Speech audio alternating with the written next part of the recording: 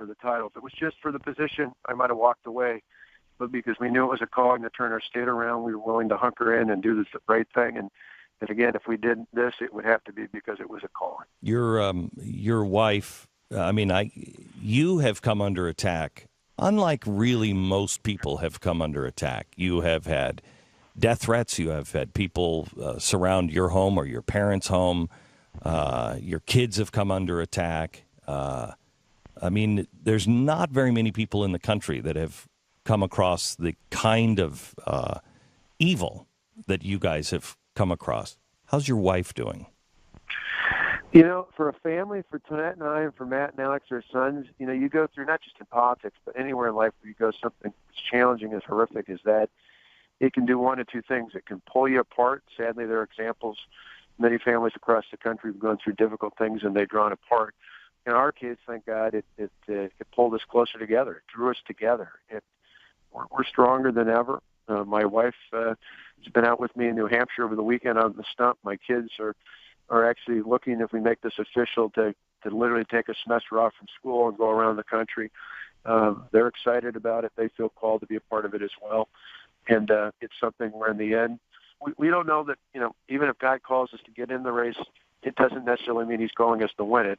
President Lincoln said it right, obviously more than 150 years ago, when he said, God doesn't pick sides in elections. He calls us to be on his side. And so we just tried to determine every single day how best to be on his side and let the rest work itself out. Have you had the conversation, the two of you in bed at night, that you are the JV team right now, and what you're headed for, if you would win, is exponentially worse? Oh, it is.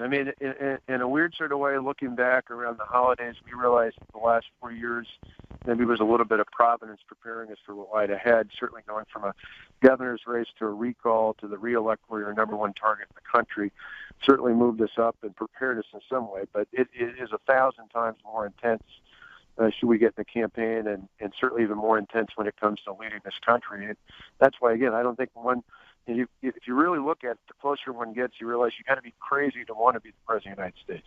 If you just want it for the title, you really almost have to be crazy if you know what faces you and your family.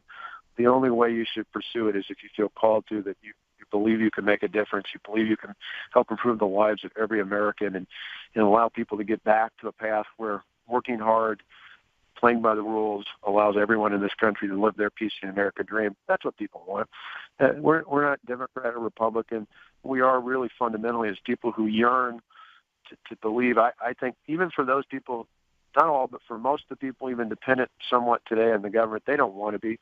They know that none of us wake up, or certainly not even just wake up, none of us grow up thinking, hey, someday when I grow up, I want to become dependent on the government. And for those who come here illegally from other countries, they don't come here because they want to become dependent on the government. They know it's one of the few places left in the world.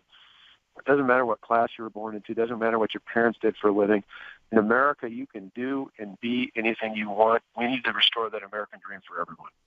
Governor, it is great to talk to you, and I know our audience has been waiting to hear from you for a long time. I know it's been hard to get you on.